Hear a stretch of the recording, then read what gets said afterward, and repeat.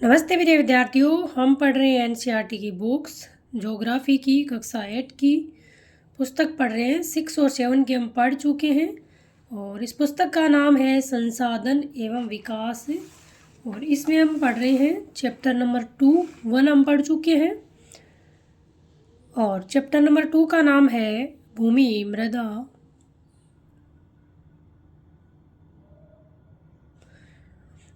मृदा जल प्राकृतिक वनस्पति और वन्य जीवन संसाधन। ये वाला चैप्टर हम पढ़ रहे हैं। इसमें आधा चैप्टर हम कल पढ़ चुके हैं और आधा चैप्टर हम आज पढ़ेंगे।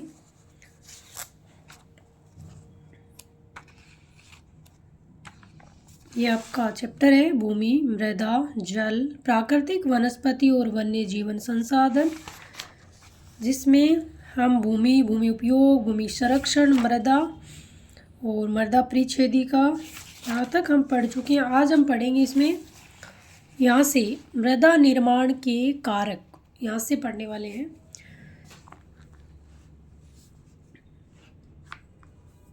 मृदा निर्माण के मुख्य कारक जनक सेल का स्वरूप और जलवायविकी कारक हैं। ये कह रहा है कि मृदा निर्माण के आपके मुख्य कारक जन सेल का स्वरूप और जलवायविकी कारक है। मृदा निर्माण के अन्य कारक स्थलाकृति, जैव पदार्थों की भूमिका और मृदा निर्माण के संगठन में लगा समय अलग अलग स्थानों में ये भिन्न भिन्न है। मृदा निर्माण के कारक है, मृदा का किस प्रकार निर्माण होता है। यहाँ पर देखा है मृदा का निम्नीकरण और संरक्षण के उपाय।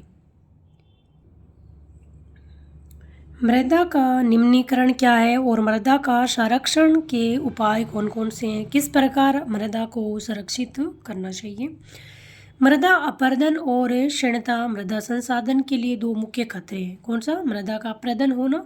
ये अपरदन आपका जल के द्वारा हो सकता है, पवन के द्वारा हो सकता है, बाढ़ के द्वारा हो सकता है, भूस्खलन के द्वारा, किसी प्रकार भी हो सकता है।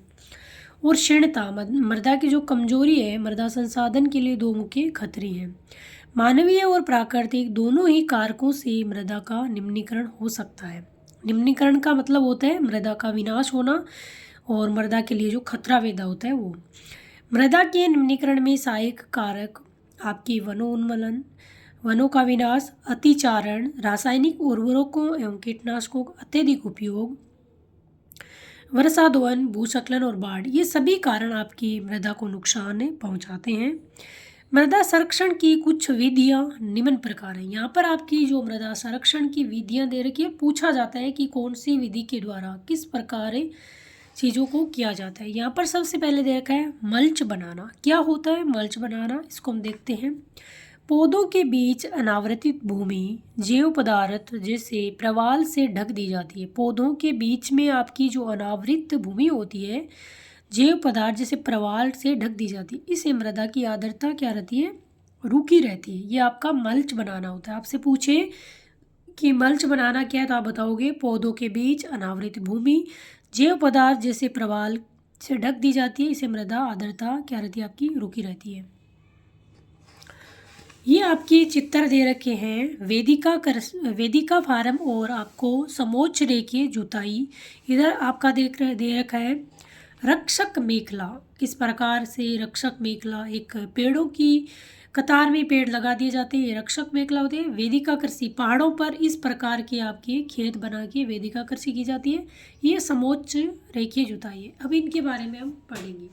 वेदिका फार्म क्या है? चौड़े समतल सोपान अथवा वेदिका तीव्र ढालों पर बनाए जाते हैं ताकि सपाट सतह फसल उगाने के लिए उपलब्ध हो जाए। इस पृष्ठीय प्रवाह है और मृदा अपरदन कम होता है। क्या होता है? इस पृष्ठीय प्रवाह और मृदा अपरदन, इससे दोनों ही कम होता है।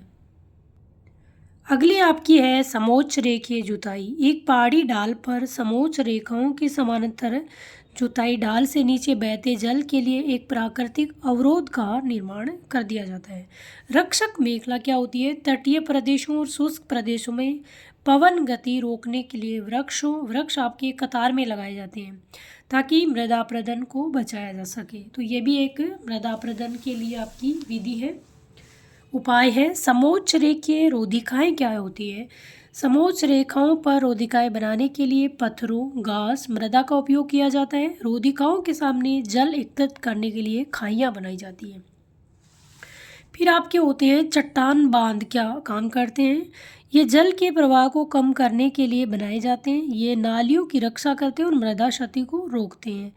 बीज की फसल उगाना, क्या होता है बीज की फसल उगाना? इसे मृदा का अपरदन कैसे रोकता है? वर्षा दोहन से मृदा को सुरक्षित रखने के लिए अलग अलग समय पर भिन्न भिन्न फसलें एकांतर कतार में उगाई जाती है ताकि मृदा का अपरदन कम हो सके। अब पढ़ेंगे हम जल के बारे में।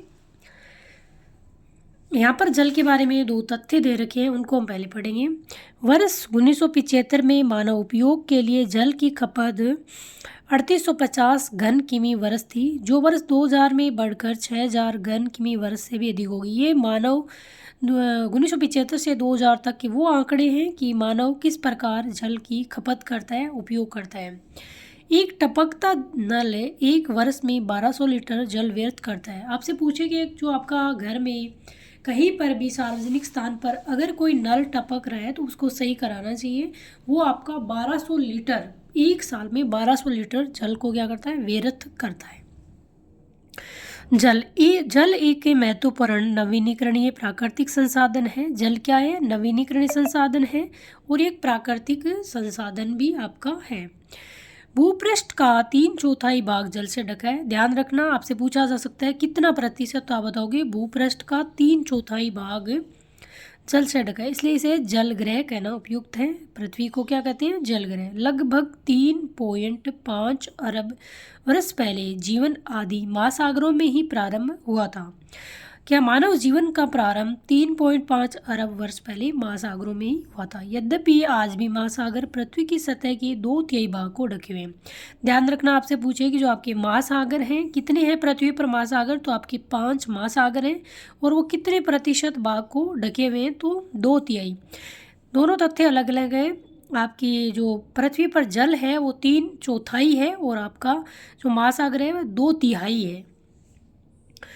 प्रिय विद्यार्थियों, आपकी पृथ्वी पर 7 महाद्वीप हैं और 5 महासागर हैं और विविध प्रकार के पौधों और जंतुओं को मदद करते हैं। महासागरों का जल क्या आपका लवणीय है, खारा जल है और मानवीय उपयोग के लिए उपयुक्त नहीं है। अलवण जल केवल 2.7% है। आपसे पूछे कि अलवण जल हमारी पृथ्वी पर कितना है, तो 2.7% है। बाकी का आपका जल है वो लवणीय जल है। तो आप देख सकते हो कि मानव के उपयोग के लिए मात्र 2.7% जल है। इसका लगभग 70% आपका बर्फ की चादरों और जो जल है वही किस प्रकार है मानव के पास, तो 70% भाग बर्फ की चादरों हिमानियों के रूप में अंटार्कटिका, ग्रीनलैंड और पर्वतीय प्रदेशों पर। ग्रीनलैंड आपका विश्व का सबसे बड़ा क्या है, द्वीप है। अपनी स्थिति के कारण ये मनुष्य की पहुंच के बाहर है। केवल 1% अलवण जल उपलब्ध है जिसका उपयोग और वह मानव उपभोग के लिए उपयुक्त है। प्रिय विद्यार्थियों, 1% जल केवल हमारी पृथ्वी पर इस प्रकार से है जिसका उपयोग मानव खाने पीने में आपका कर सकता है। ये भौम जल नदियों और झीलों में पृष्ठीय जल के रूप में तथा वायुमंडल में जल वाष्प के रूप में पाया जाता है। किस प्रकार पाया जाता है? नदियों, झीलों या पृष्ठीय जल या वायुमंडल में जल वाष्प के रूप में आपका उपलब्ध है। तो प्रिय विद्यार्थियों, जल आपके लिए कितना महत्वपूर्ण हो जाता है और जल को बचाना भी कितना इम्पोर्टेंट आपका हो जाता है। इसलिए अलवणीय जल पृथ्वी का सबसे अधिक मूल्यवान पदार्थ है। क्या है? अलवणीय जल। जल ही नहीं है तो मानव का अस्तित्व भी नहीं है। पृथ्वी पर जल न बढ़ाया जा सकता और न ही घटाया जा सकता, इसकी कुल मात्रा स्थिर रहती है। इसकी प्रचुरता में विविधता प्रतीत होती है क्योंकि ये वाष्पीकरण, वर्षण और वाह की प्रक्रियाओं द्वारा महासागरों, वायु, भूमि और पुनः महासागरों में चक्रण द्वारा निरंतर गतिशील रहता है। किस प्रकार आपका जल गतिशील रहता है? जैसा कि आप जानते हैं इसे जल चक्र कहते हैं। इस जल चक्र के बारे में हम पीछे अच्छे से पढ़ चुके हैं। मनुष्य जल की बड़ी मात्रा का उपयोग न केवल पीने और धुलाई में ही करता है वरन उत्पादन प्रक्रिया में भी आपका करता है।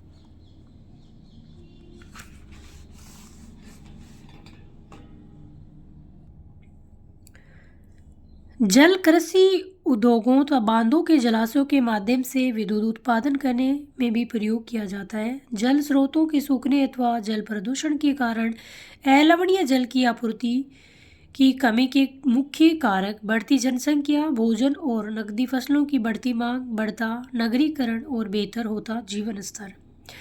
यहाँ पर आपका एक क्रियाकलाप दे रखा है कि कितना प्रतिशत है जो मानव जल का उपयोग किस प्रकार करता है।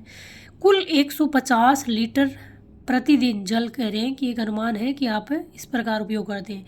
पीने में 3 लीटर, खाना बनाने में 4 लीटर, नहाने में 20 लीटर, शौचालय में आपका 40 लीटर, वस्त्र धोना 40 लीटर, बर्तन धोना 20 लीटर, बागवानी में 23 लीटर, कुल मिला के 150 लीटर एक मानव प्रतिदिन में ये जल की खपत करता है। क्या आप इन उपयोग को कम करने के तरीके सोच सकते हैं? तो कौन कौन से जल व्यर्थ हैं जिसको आप इसमें से कम कर सकते हैं? यहाँ दे रखा है, क्या आपने जल बाजार के बारे में सुना है? सौराष्ट्र प्रदेश में 1.25 लाख जनसंख्या वाला अमरेली शहर पास के तालुकों से पानी खरीदने के लिए पूर्णतः निर्भर है। सौराष्ट्र प्रदेश का एक क्षेत्र है अमरेली, वहाँ पर 1.25 लाख जनसंख्या रहती है और वहाँ पर आपको क्या तालुकों पर पानी खरीदने के लिए लोग पूर्णतः निर्भर हैं। तो जल की समस्या इस प्रकार है, इसको आप देख ही रहे हैं। जल उपलब्धता की समस्या। विश्व के कई प्रदेशों में जल की कमी है। अधिकांश अफ्रीका, कौन कौन से देश हैं जहाँ पर जल की कमी है? अधिकांश अफ्रीका, पश्चिमी एशिया, दक्षिण एशिया, पश्चिमी संयुक्त राज्य अमेरिका के भाग, उत्तर पश्चिम मैक्सिको, दक्षिण अमेरिका के भाग और संपूर्ण ऑस्ट्रेलिया अलवणीय जल की आपूर्ति की कमी का सामना कर रहे हैं। ये देश ऐसे जलवायु प्रदेशों में स्थित है जहाँ अक्सर सूखा पड़ता है। उनमें जलाभाव की अधिक समस्या बनी रहती है। इस प्रकार जल का अभाव मौसमी अथवा वार्षिक वर्षण में विविधता की परिणाम स्वरूप हो सकता है अथवा अति उपयोग और जल स्रोतों के संदूषण के कारण भी जल का अभाव हो सकता है। यहाँ पर आपका दे रखा है जल संसाधनों का संरक्षण किस प्रकार किया जाए। वेरी मोस्ट, जल संसाधनों का संरक्षण करना आज के विश्व में शुद्ध तथा पर्याप्त जल स्रोतों तक पहुँचना एक बड़ी समस्या बन गई। इस क्षीण होते संसाधन के संरक्षण के लिए कदम उठाने चाहिए। यद्यपि जल एक नवीकरणीय संसाधन है, तथापि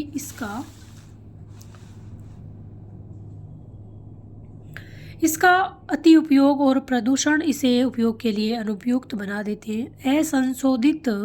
अशोधित या आंशिक रूप से शोधित वाहित मल, कृषि रसायनों का विसर्जन और जल निकायों में औद्योगिक बहिस्त्राव जल के प्रमुख संदूषक हैं। इनमें शामिल नाइट्रेट धातुएं और पीड़क नासी जल को प्रदूषित कर देते हैं। इनमें से अधिकांश रसायन अजैव निम्नीकरण होने के कारण जल द्वारा मानव शरीर में पहुंच जाते हैं।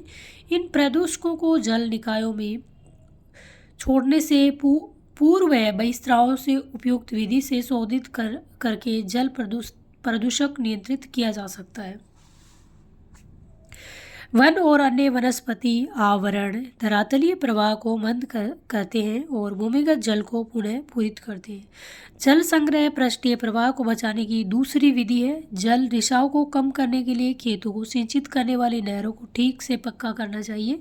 ये यहाँ पर जल संसाधनों का किस प्रकार संरक्षण करना चाहिए मैं उसके बारे में बता रखा है।